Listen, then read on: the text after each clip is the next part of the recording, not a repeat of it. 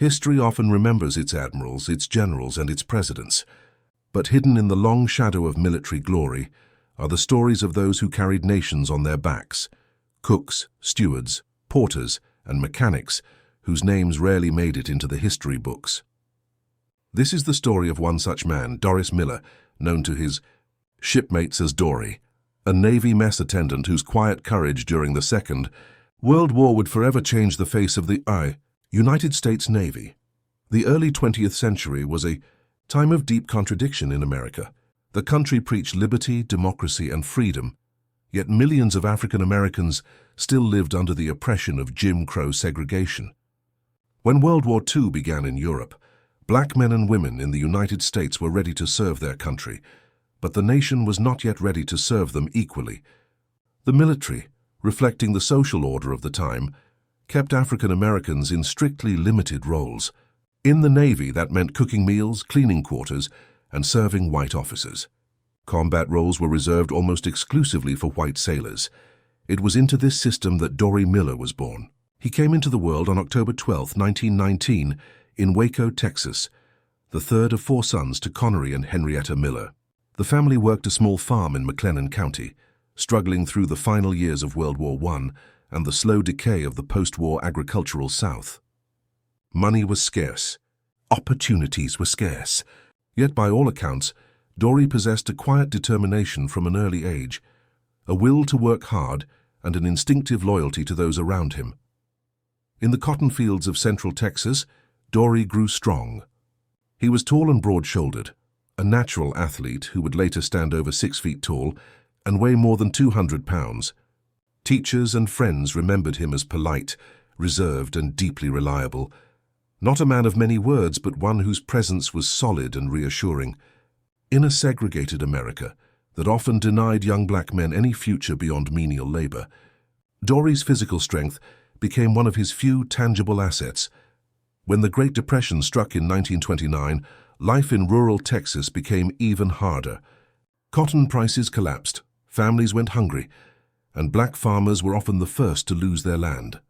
By the late 1930s, the military, despite its rigid segregation, offered one of the few steady paychecks available to African Americans.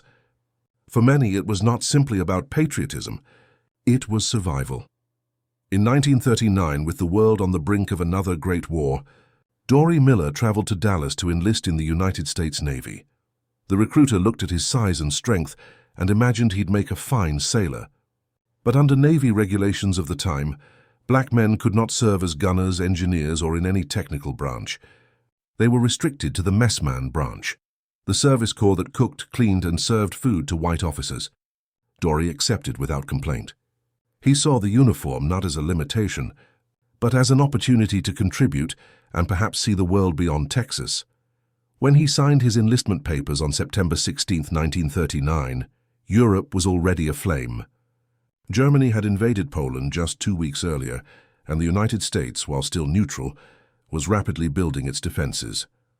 Dorie's enlistment took him first to the Naval Training Station in Norfolk, Virginia, where he underwent a 6-week course designed specifically for mess attendants. There was no weapons training, no instruction in navigation or seamanship.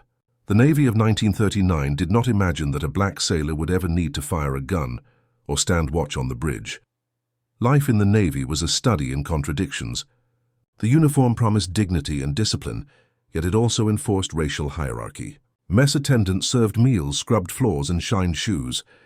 They were required to address white sailors as sir, and were themselves addressed by their first names, or sometimes simply as boy. Yet within this environment, many found pride in service. The Navy, even in its segregated form, provided food, pay, and a sense of belonging that was rare elsewhere in a divided nation. After training, Miller's first assignment was aboard the USS Pyro, an ammunition ship stationed on the West Coast. There he learned the rhythms of shipboard life, the long hours in the galley, the endless cleaning, and the meticulous routines that kept a Navy vessel running smoothly. Despite the monotony, Miller earned respect for his reliability and his physical strength. His superiors noted his work ethic, and his peers admired his calm demeanor. But it was his next posting that would place him squarely in the path of history. In January 1940, Miller was transferred to the USS West Virginia, a Colorado-class battleship based at Pearl Harbor, Hawaii. The ship, known to her crew as Weavy, was one of the most powerful vessels in the Pacific Fleet, 624 feet long, armed with 8 16-inch guns, and manned by over 1,400 sailors on board.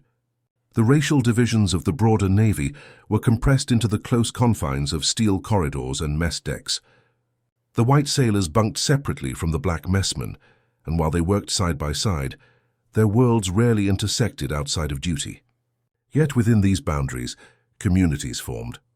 Among the mess attendants there was a shared bond, a fraternity of men who understood both the honor and the indignities of their service. Miller's daily routine began before dawn. He would rise early to prepare breakfast for the officers, help serve meals in the wardroom, and spend hours cleaning afterward. The work was grueling and unrelenting, but it required precision and teamwork. In the galley, timing was everything, feeding hundreds of men 3 times a day on a schedule as exacting as the ship's gunnery drills. When his duties allowed, Miller spent time in the ship's gym. His athletic background from high school, where he had played football and boxed, made him a natural for the ship's boxing team. The West Virginia hosted regular matches against other vessels in the fleet, and Dorie's powerful frame made him a formidable opponent. These bouts offered not just recreation, but also one of the few arenas where black and white sailors met as near equals, bound by mutual respect for strength and skill. Outside the ring, Miller was quiet. Shipmates described him as gentle and dependable, the kind of man others turned to when things went wrong. He rarely complained, even when the heat in the galley became unbearable, or the officers barked orders without courtesy. To many aboard he was invisible, part of the background machinery that kept the battleship alive. But those who knew him saw a deeper strength, the calm presence of a man who understood his worth, even when the world refused to acknowledge it. The late 1930s and early 1940s were a time of growing tension across the Pacific. Japan's empire had expanded into China and Southeast Asia, threatening Western interests in the region. The United States, though officially neutral, increased its naval presence in Hawaii to deter Japanese aggression. By 1940, the entire Pacific Fleet was moved from San Diego to Pearl Harbor, a move that placed thousands of sailors, including Miller, in the path of future catastrophe. On the eve of war, the Navy was a reflection of America itself, proud, powerful, and deeply segregated. Black sailors made up less than 5% of the enlisted force and were excluded from nearly all technical and command positions. Yet within this system, men like Dorie Miller continued to serve with quiet dignity. They scrubbed decks, cooked meals, and polished brass, contributing to a war machine that did not yet recognize their equality. In letters home, Miller spoke little of the injustice. His words focused instead on his pride in service, the beauty of Hawaii, and his hope to bring his younger brothers into the Navy one day. His mother kept his letters in a small box, reading them often, a tangible link to her son, now far from the red dirt of Texas. By late 1941, tensions between the United States and Japan reached a breaking point. American embargoes on oil and steel threatened Japan's war effort, and diplomatic negotiations had stalled. The Pacific Fleet, anchored at Pearl Harbor, became both a symbol of deterrence and a tempting target. Few sailors on the West Virginia imagined that war could reach them there. Pearl Harbor was thought to be one of the safest ports in the world, a tropical paradise where drills and inspections filled the days, and liberty on the beaches of Waikiki filled the nights. As December 7th approached, the crew prepared for a Sunday of rest. Many had planned to attend church services or play sports on shore. Dorie Miller, by then 22 years old, had been up before dawn as usual, preparing breakfast for the officers. It was an ordinary morning, calm and routine, the kind of day that history chooses precisely because no one expects it to be otherwise. But before that fateful morning would come, Dorie's life had already reflected the quiet heroism of thousands of forgotten men. To serve in a navy that saw him only as a servant required a kind of courage that preceded combat, the courage to believe that one's worth was not defined by official rank or racial hierarchy. Miller's strength was not just physical, it was moral, forged in the silent resilience of a generation that believed service could be both a duty and a declaration of dignity. By the end of 1941, the United States stood at a crossroads. Across the ocean, Europe was engulfed in war. In Asia, Japan's armies marched unopposed. And in Hawaii, battleships like the West Virginia lay peacefully at anchor, their crews unaware that they were about to be thrust into the defining moment of the 20th century. For Dorie Miller, the next morning would strip away every barrier of race and rank. When the sky over Pearl Harbor filled with fire, the Navy's strict lines of duty would blur. The cook would become a defender, the servant a soldier, and the forgotten man a national symbol. But before that transformation, he remained what the Navy had made him, a mess attendant, number 2nd class, serving breakfast to officers in a ship that floated serenely in the calm blue waters of Pearl Harbor. In those quiet hours before dawn on December 7, 1941, the Pacific seemed infinite, the sky peaceful, and the future predictable. History, however, was already on its way, carried on the wings of Japanese aircraft over the horizon. And when it arrived, one man from Waco, Texas, would stand among the smoke and chaos to prove that courage knows no rank, and that heroism can rise from the most unassuming of places, even from the hands of a cook. The Pacific Ocean in 1941 was a restless expanse of blue, beautiful, vast, and deceivingly calm. To the sailors of the United States Navy's Pacific Fleet, Pearl Harbor was both a fortress and a sanctuary. The battleships anchored in its harbor were monuments of steel and power, symbols of America's presence in the Pacific. Among them was the USS West Virginia, a ship as proud as the state for which it was named. For the thousands of sailors who called her home, the West Virginia was more than a vessel.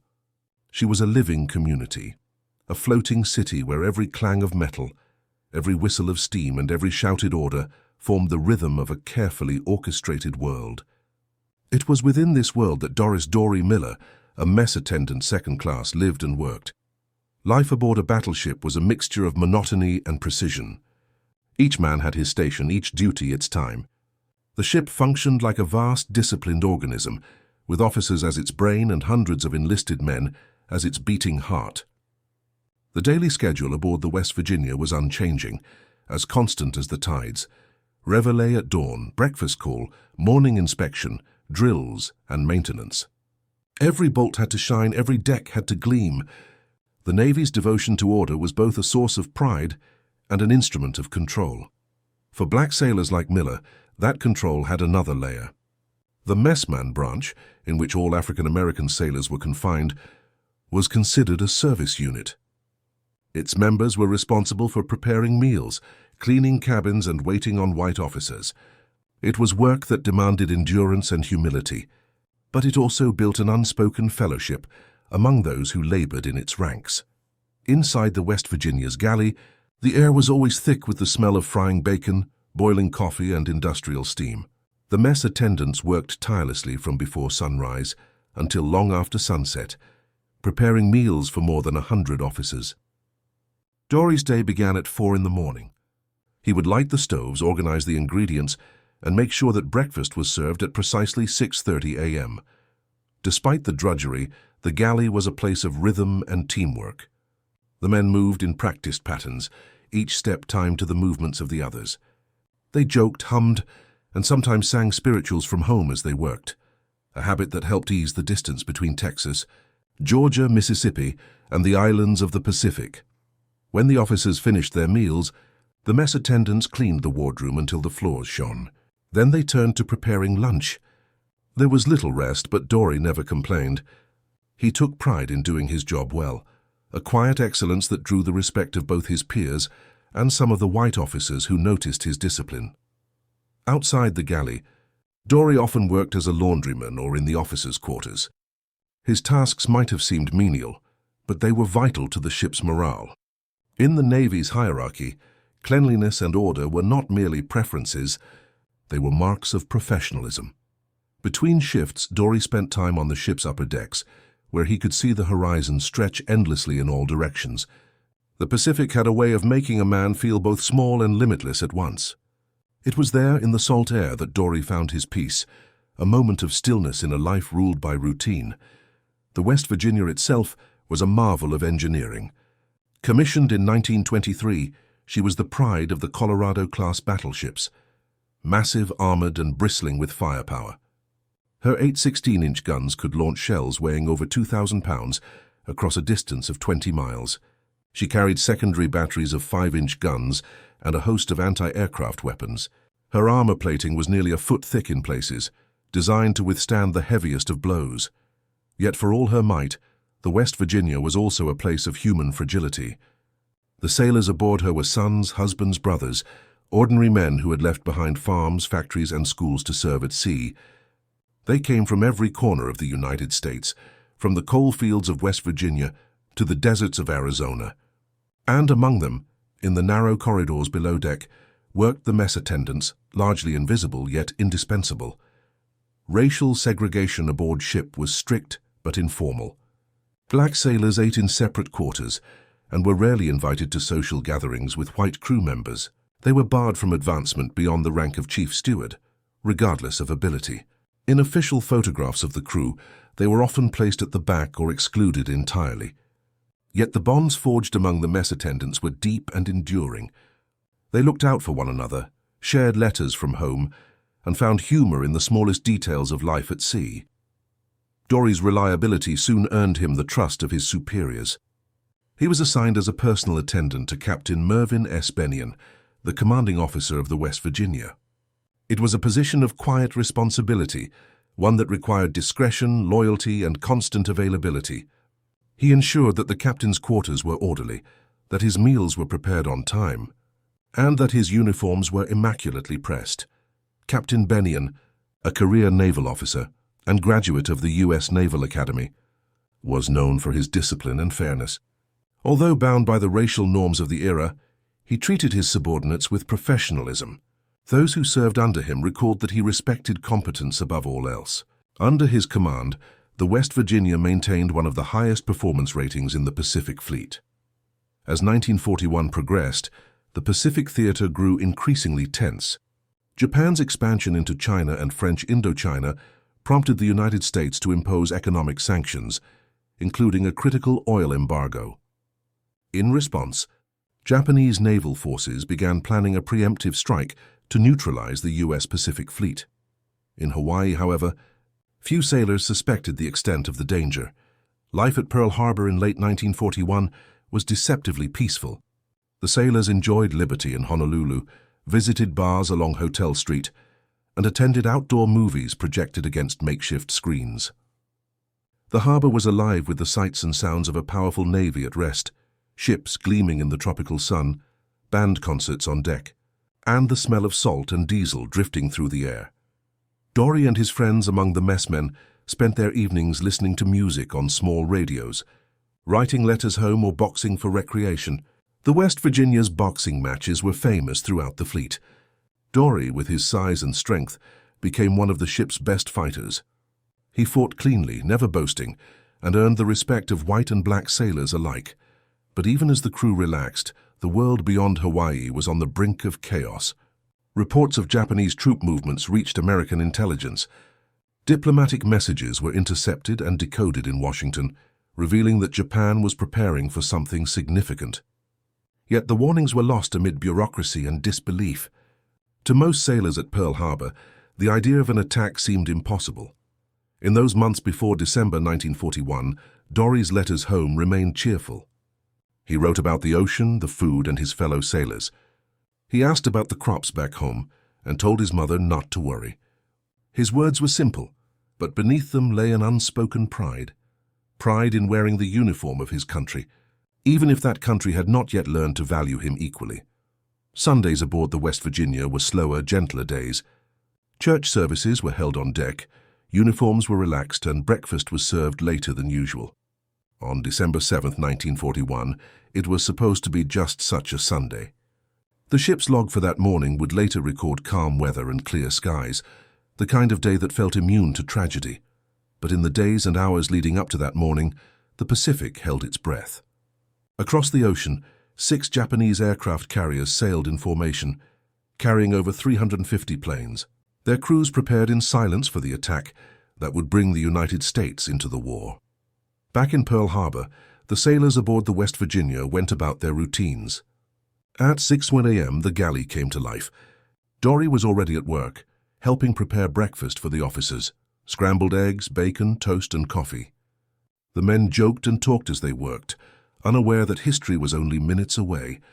At that same hour, radar operators on the island detected a large formation of aircraft approaching from the north, but their report was dismissed. It was assumed to be a group of American B-17 bombers arriving from the mainland. No one on the West Virginia knew that within the hour, those dots on the radar would bring destruction. The ship's band began to tune their instruments for the morning flag-raising ceremony. On deck, sailors cleaned equipment and polished brass. In the wardroom, breakfast was served. The harbor was peaceful, the water still. Below deck, the mess attendants cleaned up after the meal. Dorie moved efficiently, stacking plates, wiping counters, and preparing to head topside for a brief moment of fresh air.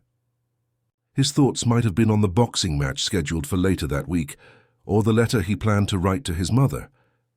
At 7:55 a.m., the first bombs fell. In an instant, the calm of Pearl Harbor shattered. Explosions thundered across the harbor as Japanese dive bombers and torpedo planes roared overhead. The West Virginia shuddered violently as torpedoes slammed into her portside.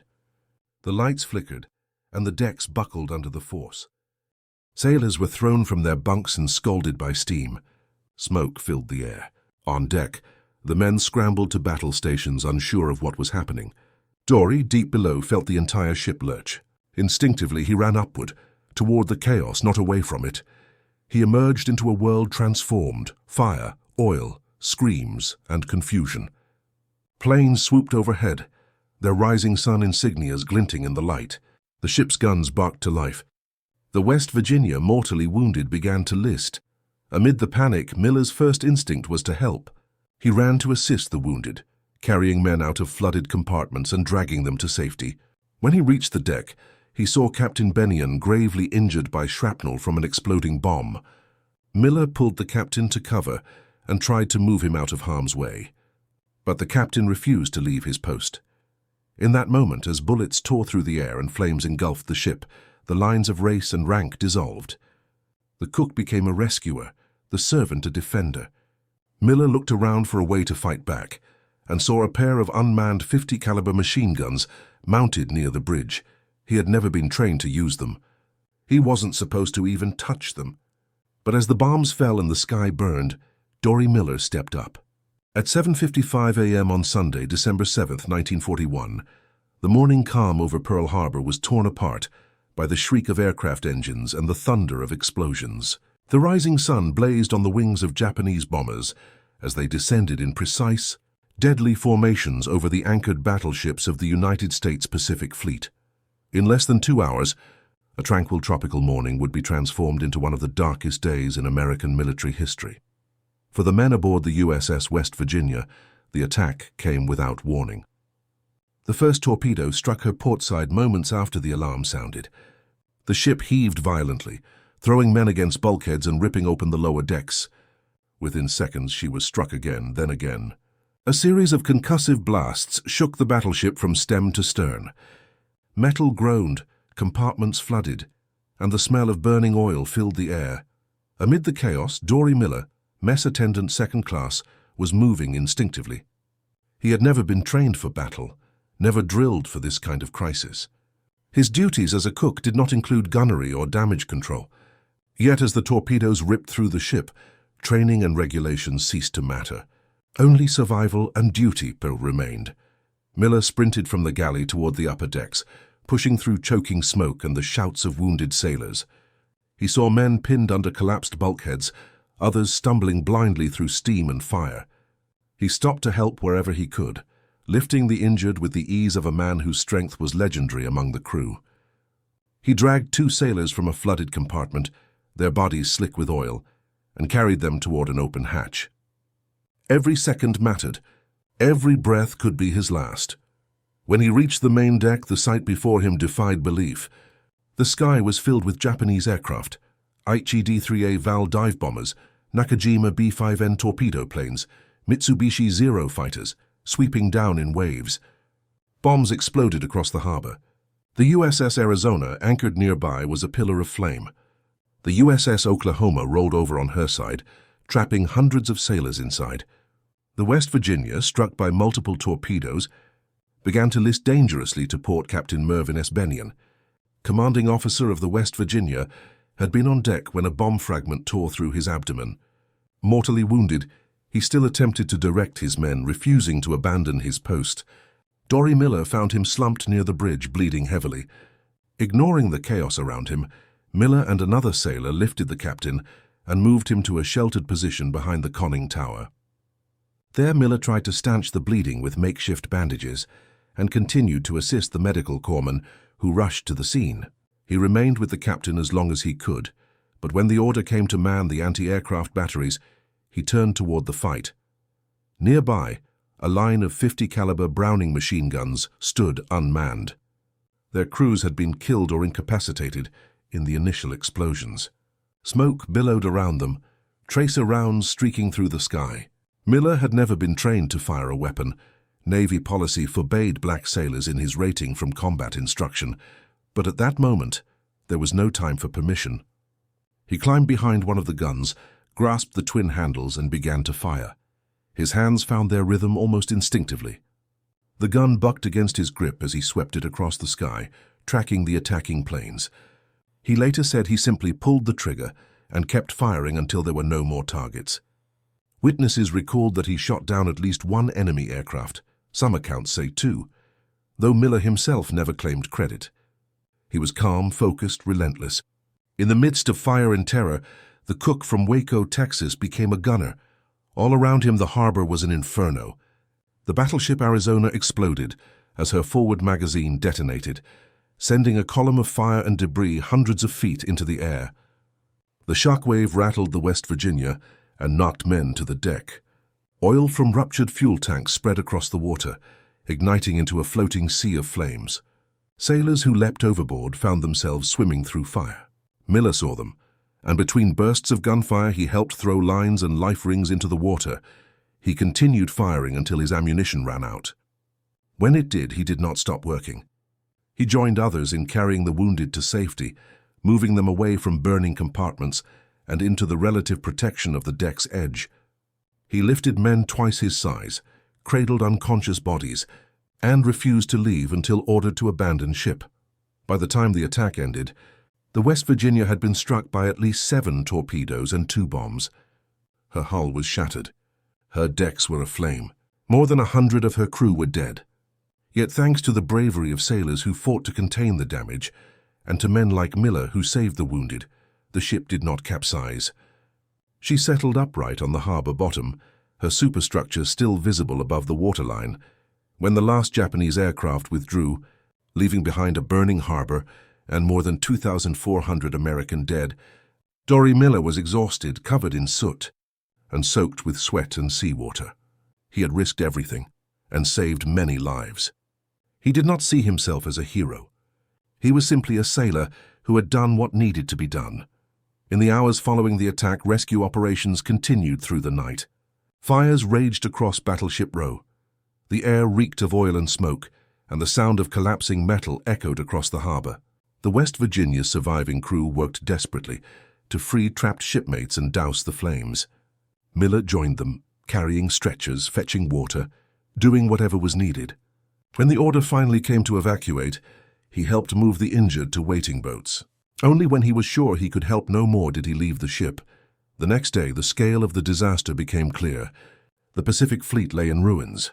8 battleships were damaged or destroyed, along with numerous other vessels and aircraft. America had been thrust into war. President Franklin D. Roosevelt called December 7th a date which will live in infamy. For the sailors who survived, it was a day that would live in their memories forever. Among those sailors, the story of the mess attendant who manned a machine gun began to spread. At first, his name was unknown. He was simply the colored sailor who shot down planes. In an era when the Navy's segregation policies rendered such a thing almost unthinkable, the story was both astonishing and quietly revolutionary. Lieutenant Commander Doris C. Johnson and other officers who witnessed Miller's actions reported them up the chain of command. Their accounts described a man who had shown exceptional courage under fire, who had not only saved his captain, but also taken up arms in defense of his ship. When Admiral Chester Nimitz later reviewed the reports, he called it an example of bravery and devotion to duty that should not be forgotten. At first, however, the Navy was reluctant to publicize Miller's name. Institutional racism ran deep, and many feared that acknowledging a black sailor as a hero might challenge the Navy's rigid hierarchy. For weeks after the attack, official press releases referred only to an unnamed Negro messman who had distinguished himself at Pearl Harbor. Meanwhile, Miller was reassigned to the USS Indianapolis for a short period, then later to the USS Enterprise, continuing his service quietly. He did not speak publicly about his actions. He considered them simply part of his duty. But outside the Navy, others began to demand recognition. The black press, led by newspapers like the Pittsburgh Courier and the Chicago Defender, seized on the story. They called for the Navy to reveal the sailor's identity and to honor him properly. Editorials declared that his courage proved beyond doubt that African Americans were ready for full participation in the nation's defense. The campaign became part of the broader Double V movement, victory abroad against fascism and victory at home against racism. Under growing public pressure, the Navy finally released Miller's name in March 1942. The revelation made headlines across the country. Here was a black man from Waco, Texas, a cook, not a soldier, who had fought back at Pearl Harbor when the fleet was under attack. For many Americans, black and white alike, his story embodied the spirit of resilience and unity that the war demanded. On May 27, 1942, at a ceremony aboard the aircraft carrier USS Enterprise, Admiral Nimitz personally presented Doris Miller with the Navy Cross, the second highest decoration for valor in combat. It was the first time in U.S. Navy history that the medal had been awarded to an African American. As the citation was read aloud, the sailors on deck stood in silence. The citation praised his distinguished devotion to duty, extraordinary courage, and disregard for his own personal safety during the attack on the fleet in Pearl Harbor. In that moment, Dorie Miller became not only a hero, but also a symbol. For generations of African Americans who had served without recognition, his decoration represented a breakthrough, a proof that valor was not confined to race or rank. For the Navy, it marked the beginning of a slow, reluctant path toward integration. Yet even in triumph, Miller remained humble. Reporters flocked to him, eager for dramatic stories of dogfights and heroics, but he refused to exaggerate. He told them only what had happened. He said he had done what anyone else would have done in his place. When asked how he had learned to use the machine gun, he replied simply, "It wasn't hard. I just pulled the trigger." Back home, his family in Waco was overwhelmed by attention. Churches and civic groups held celebrations in his honor. He received thousands of letters from across the country, from children, from veterans, from civil rights leaders. To many, he was proof that patriotism and equality could coexist, even in a segregated America. Despite the accolades, Miller's life returned quickly to the quiet discipline of Navy service.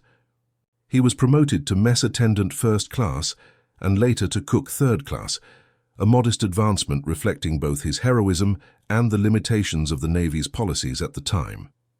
He continued to serve aboard various ships, doing his duty without complaint. Meanwhile, across the Pacific, the war raged on. The attack on Pearl Harbor had galvanized the United States.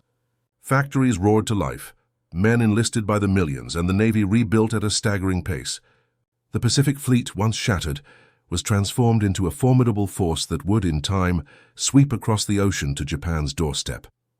For Dorie Miller, the war was not over. His courage had made him a symbol, but it had also placed him squarely within the machinery of a global conflict that demanded everything of those who served.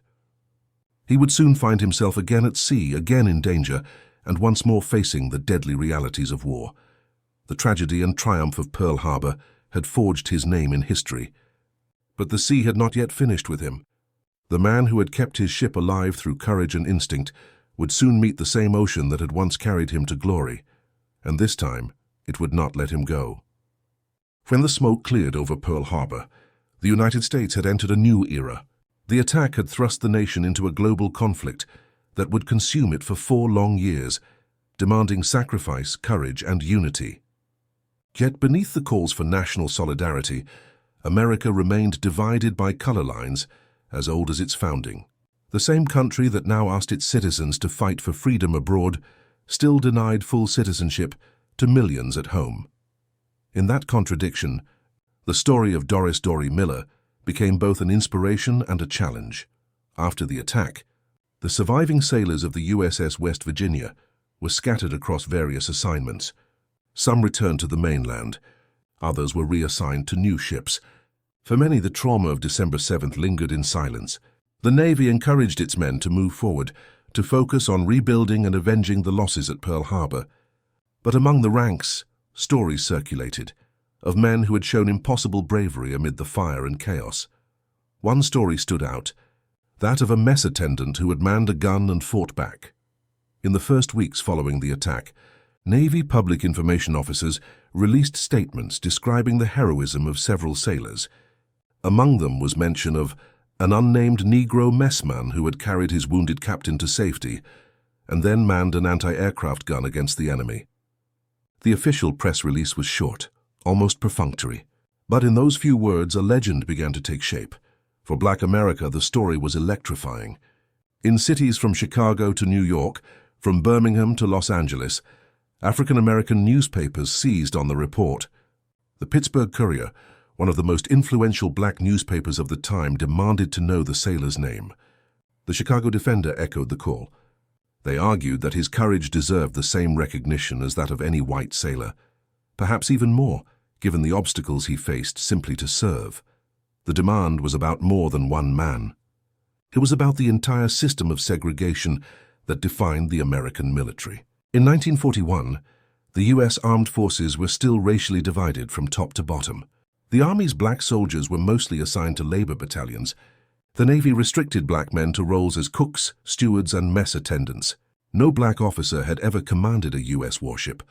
In the Marine Corps, African Americans were not even allowed to enlist until 1942. The irony was brutal. A nation preparing to fight fascism abroad maintained its own system of exclusion at home. Into this environment stepped the figure of Dorie Miller, ordinary, untrained, and unarmed, who had risen in an instant of crisis to defend his ship and his country. While his name remained unknown, the story took on mythic proportions. In barbershops, churches, and schools across black communities, people spoke of him as a symbol of what black Americans could achieve if given the chance. Some said he had shot down 5 planes.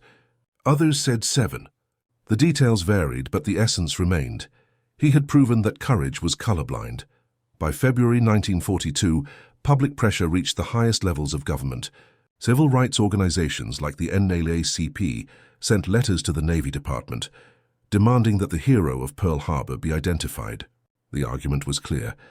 If the United States expected African Americans to buy war bonds, to work in defense factories, and to risk their lives in uniform, then it must also acknowledge their contributions.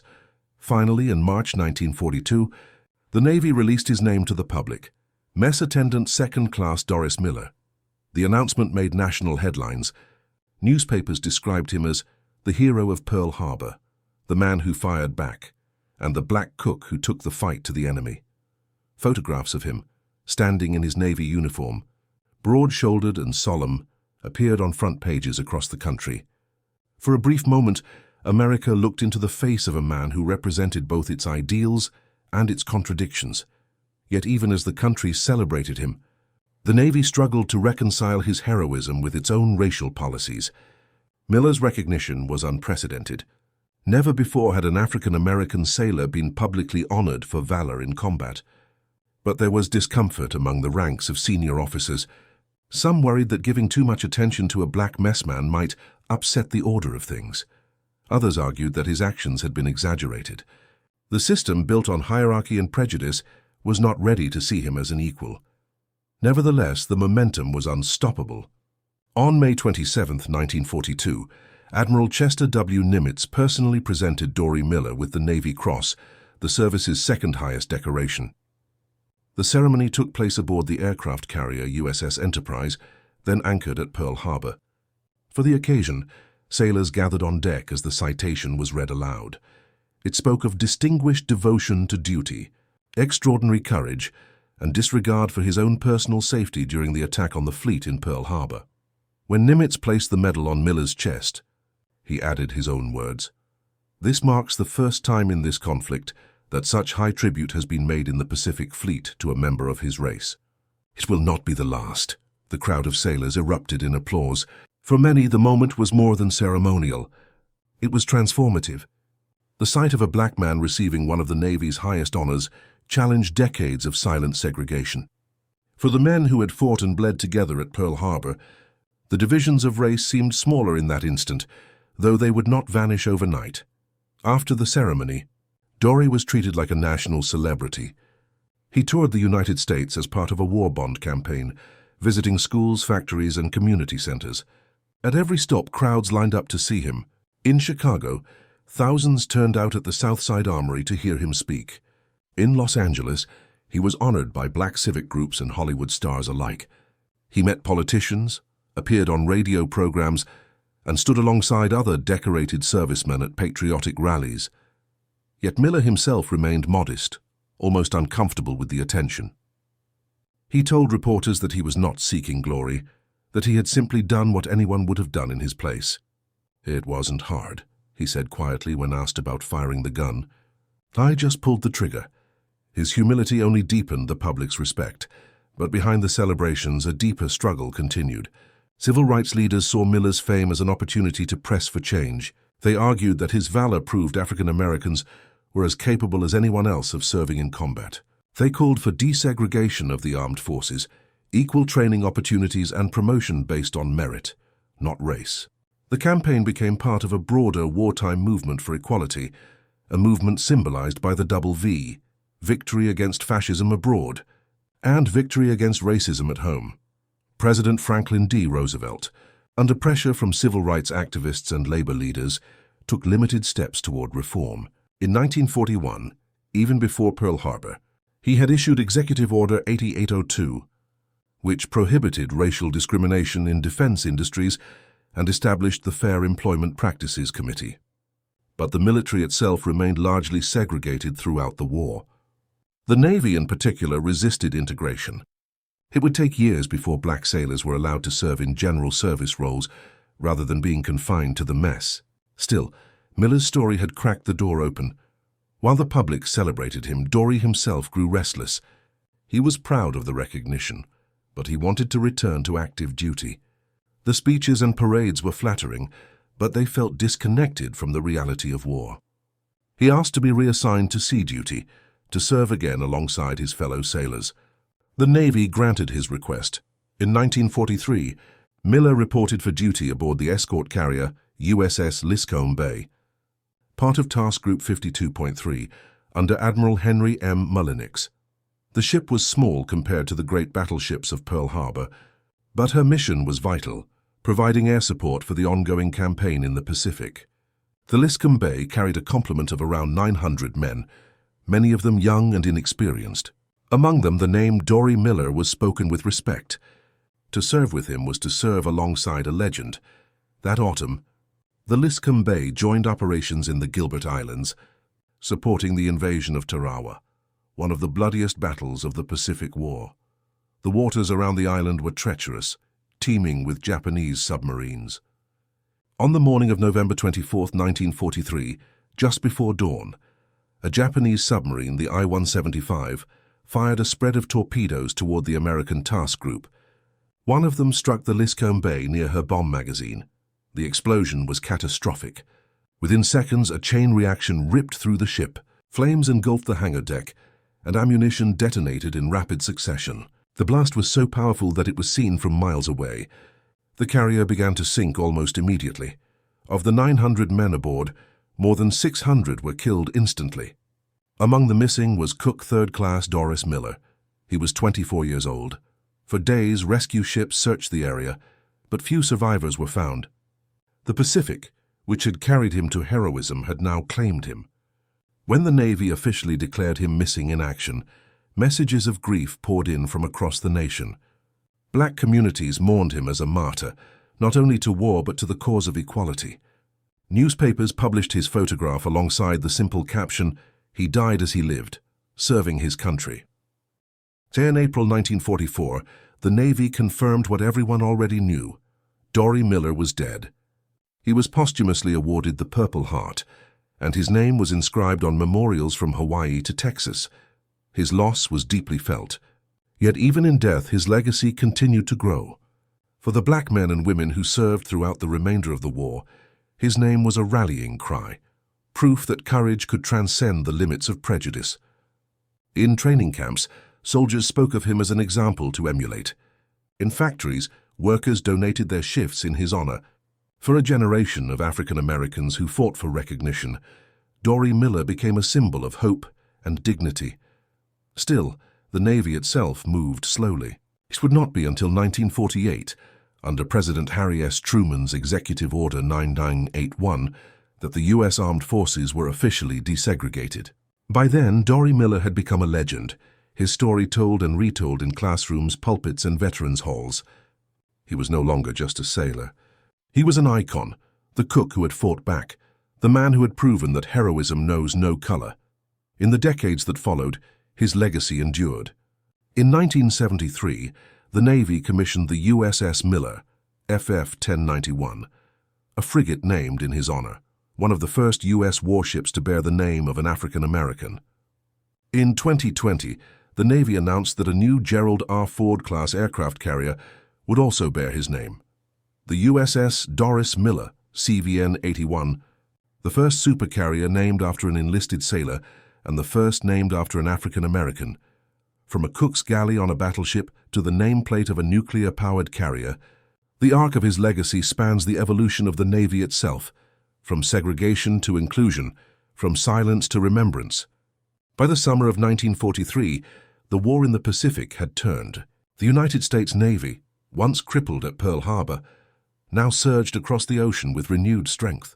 The tide that had seemed unstoppable in Japan's favor was beginning to shift. Island by island, the U.S. forces advanced, through the Solomons, the Gilberts, and beyond. For every victory, the cost was high, paid in sweat, fire, and blood. Amid this relentless march of history, Dorie Miller continued to serve.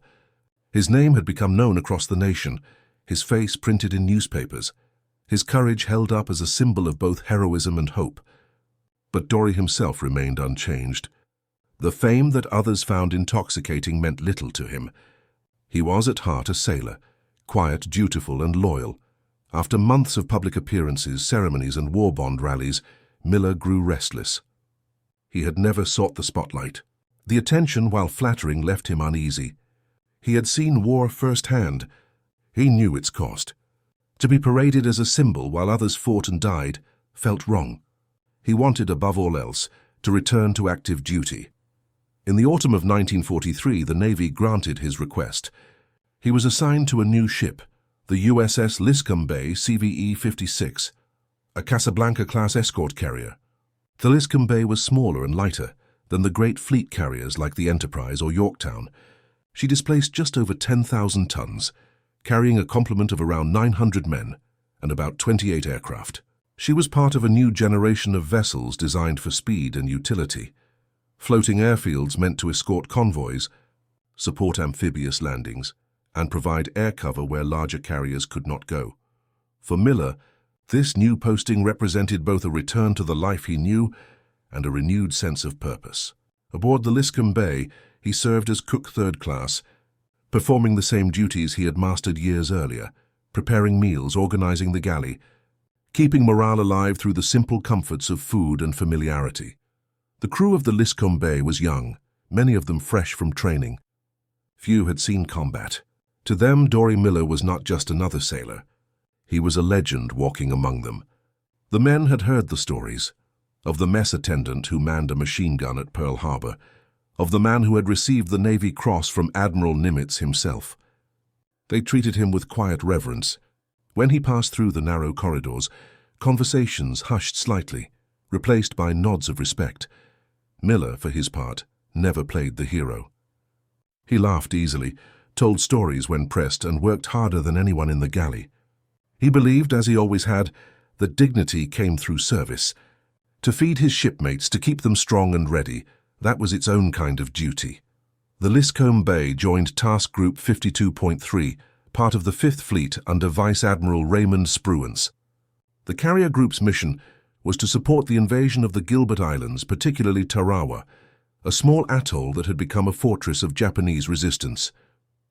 The operation was part of America's new island-hopping strategy, capturing key islands across the Central Pacific to open a path toward Japan. Tarawa would prove to be one of the most brutal battles of the war. Its coral reefs trapped landing craft offshore, forcing Marines to wade hundreds of yards under withering fire. For 76 hours, the island became a slaughterhouse. When it was finally secured, over 1,000 Americans and nearly all of the Japanese defenders lay dead. From offshore, the Liscome Bay and her sister carriers provided crucial air support, launching bombers and fighters to strike enemy positions. The work was constant and perilous. The carriers' decks trembled with each catapult launch and recovery. Below, men like Dorie kept the rhythm of life steady, feeding pilots and deck crews, keeping the ship functioning amid the endless noise of engines and artillery. On the night of November 23, 1943, Tarawa had finally fallen. The men aboard the Liscome Bay were exhausted but relieved. The battle was over. Victory was theirs. In the early hours of the next morning, the task group turned east, preparing to leave the area. The sea was calm, the air clear, and the mood light. Many sailors allowed themselves for the first time in days to relax. Some were still asleep. Others gathered on deck to watch the sunrise.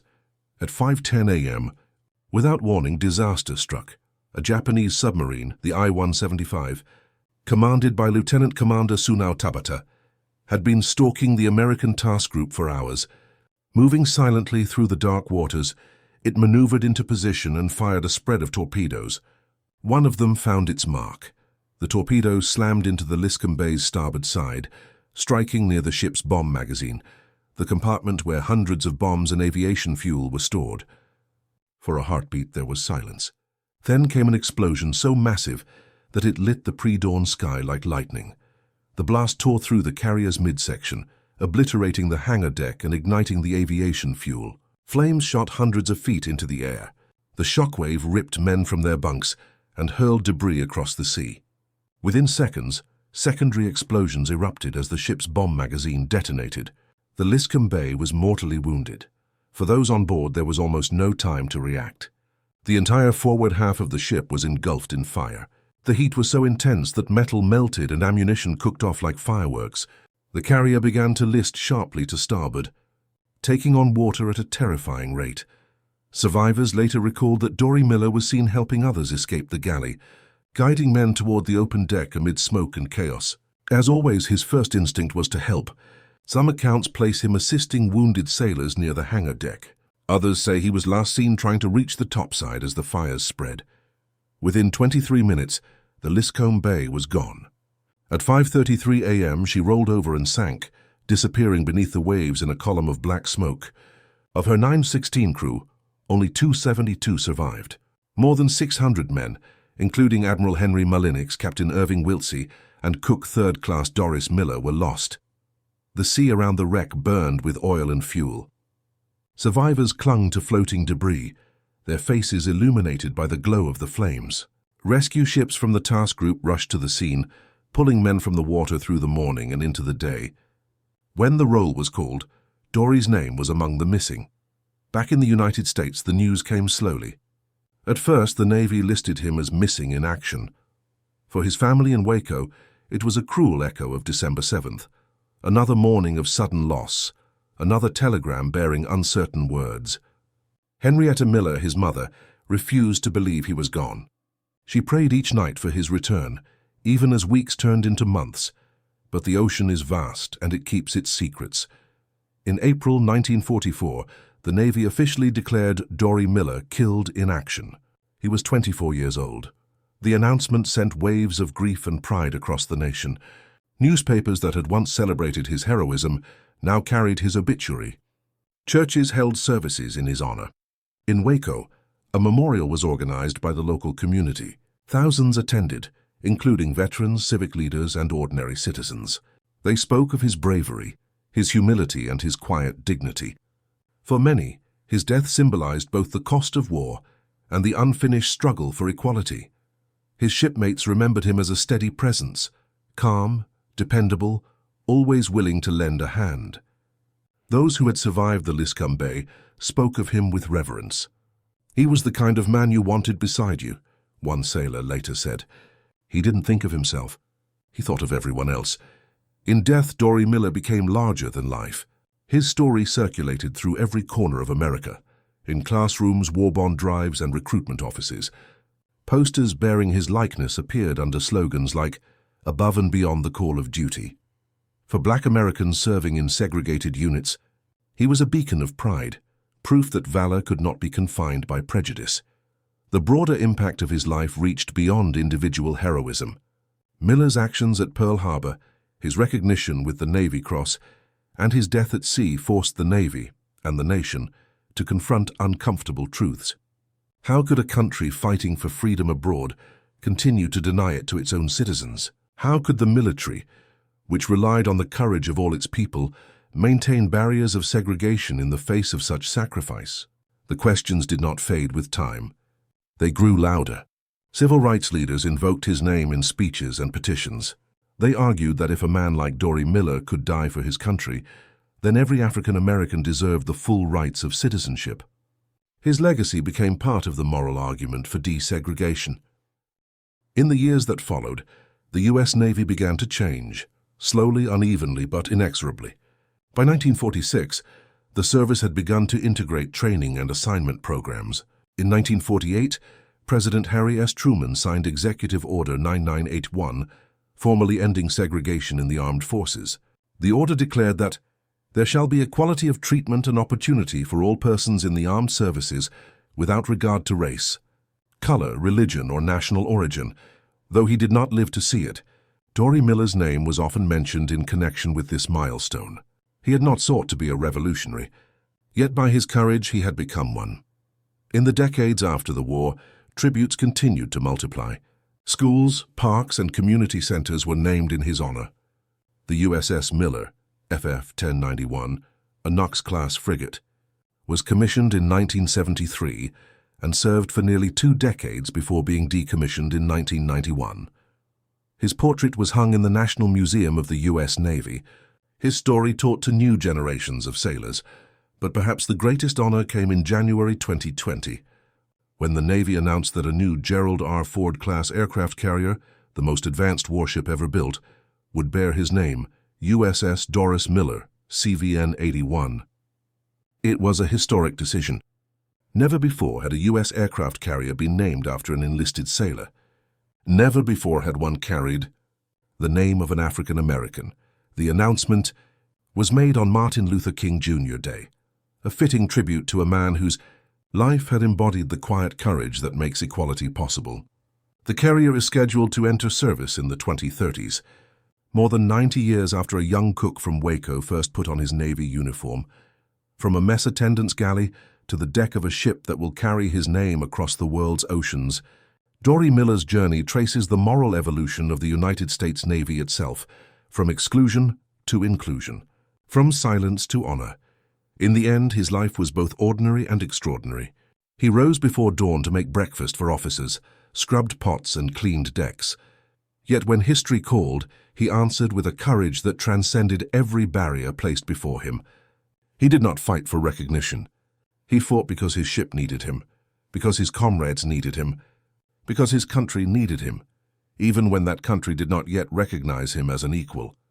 The ocean took him, but it did not silence him. His story continues to echo through time, a reminder that greatness can emerge from humility, that valor is not born of status but of character, and that sometimes the most forgotten hands are the ones that keep the world alive. History often measures greatness through power, through generals who command armies and admirals who control fleets, but sometimes greatness emerges quietly, in moments when ordinary people act with extraordinary courage. Such was the legacy of Dorie Miller, the son of a Texas sharecropper who, through a single act of bravery, redefined what it meant to serve one's country. When Miller's life ended in the waters of the Pacific, his story might easily have faded. one name among the thousands lost to war. Yet over the decades that followed, his memory refused to disappear. His courage had come to symbolize something larger than one man or one battle. It became a mirror held up to America itself, reflecting both its ideals and its failures. In the years immediately after World War II, the United States faced a profound reckoning. The nation had fought to defeat tyranny abroad, but the fight for freedom at home was unfinished. Millions of African American veterans returned from overseas service to find that the country they had defended still denied them equality. They came home to segregated schools, restricted neighborhoods, and limited opportunities. But they also came home emboldened, carrying with them a new sense of purpose. In this post-war moment, Dorie Miller's name was invoked again and again, in speeches, in articles, in classrooms, and in churches.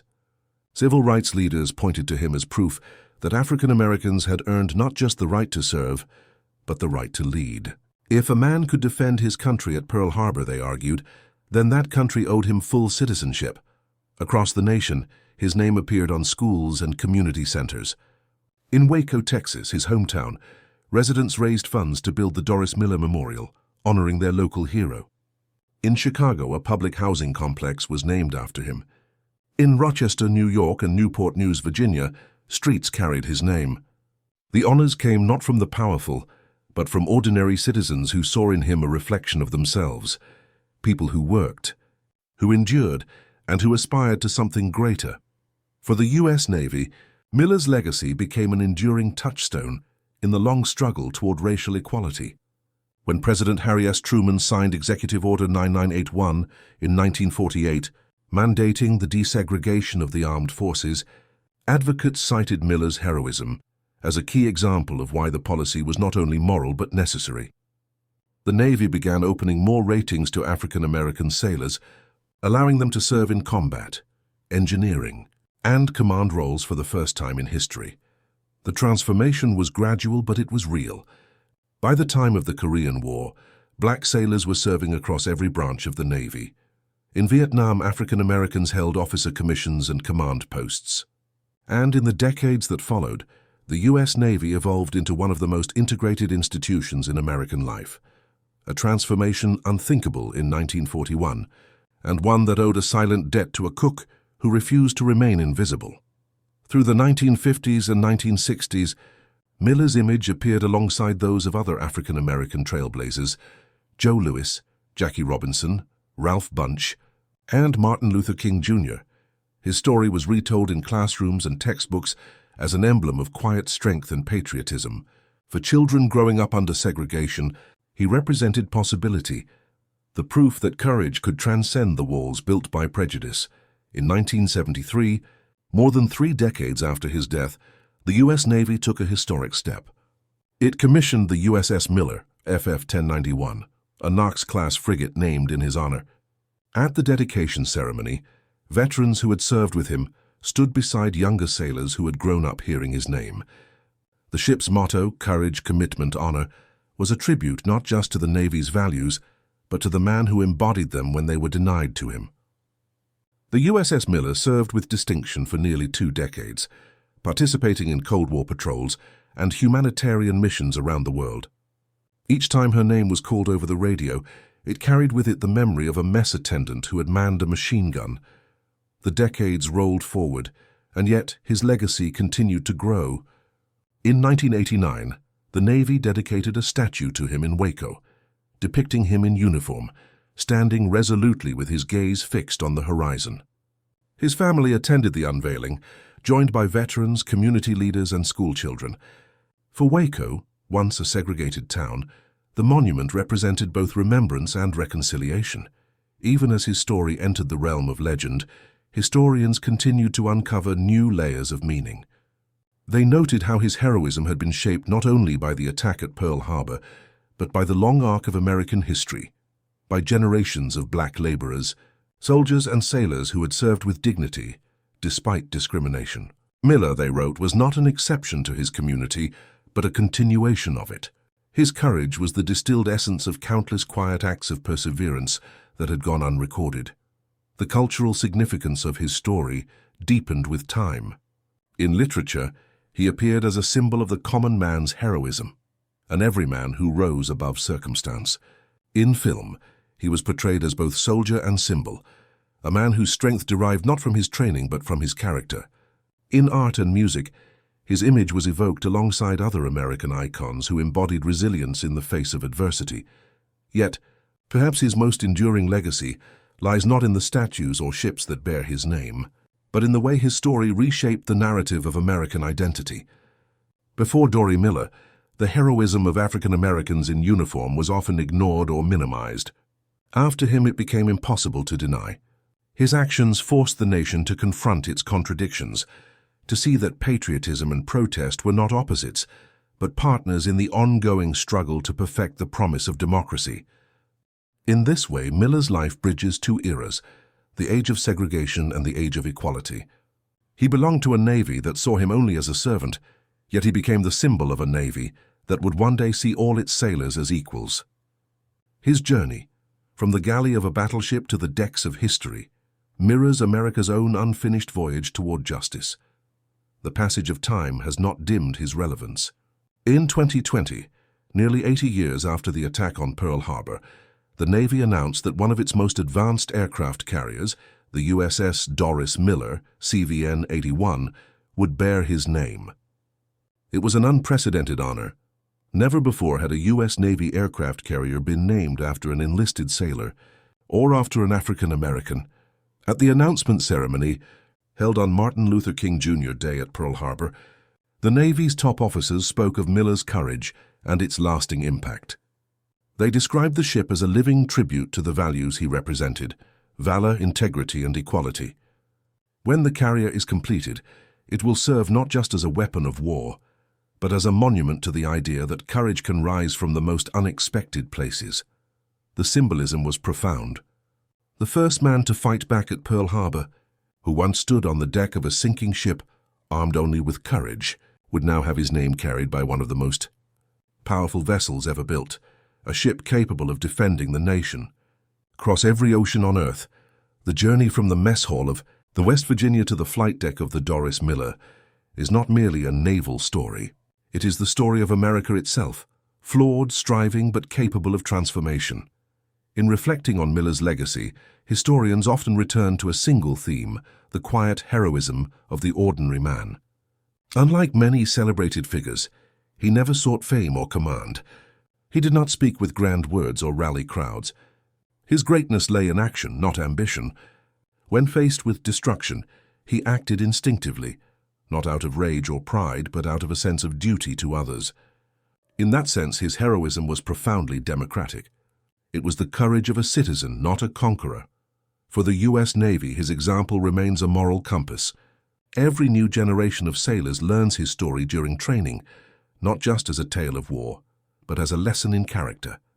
In a service now defined by diversity, his memory reminds the fleet that equality was not given. It was earned often through sacrifice. In schools across America, his name endures as a symbol of perseverance. Students study him not only as a war hero, but as a pioneer of civil rights, a man whose courage challenged an entire institution to change. For many young people, especially those who feel unseen or underestimated, his life is a message. Greatness can emerge from any rank, any background, any color. As the 21st century unfolds, Dorie Miller's story continues to resonate beyond the confines of history books. In an age of renewed reflection on justice and identity, he stands as a reminder that progress is not a gift of time, but the result of individual courage. His actions at Pearl Harbor are now part of a collective memory that transcends race or generation, an enduring testament to the power of conscience in moments of crisis. The waters of Pearl Harbor remain calm today, their surface reflecting the memorials that rise above them, silent, solemn, eternal. Beneath those waters lie the rusting hulls of ships like the Arizona and the West Virginia, their crews resting within. Among them lies the memory of a cook who refused to surrender, whose courage helped save a ship, and whose name would one day sail again across those same seas.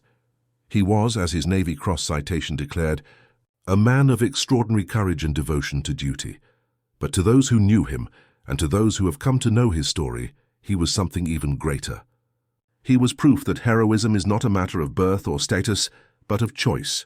And so the story of Dorie Miller endures, not as a relic of war, but as a living symbol of the nation's promise. From the fields of Texas to the decks of the Pacific, from segregation to the naming of a supercarrier, his life charts the distance America has traveled and the journey it still must complete. History may call him the forgotten cook, but in truth, he was never forgotten. His courage is written in the annals of the Navy, in the hearts of those who serve, and in the conscience of a nation that still strives to live up to the ideals for which he stood. The guns have long fallen silent, the waves roll endlessly on, and yet somewhere in the deep blue expanse of the Pacific, the echo of that morning in 1941 still lingers, the sound of one man's resolve, the roar of defiance from a cook who became a hero.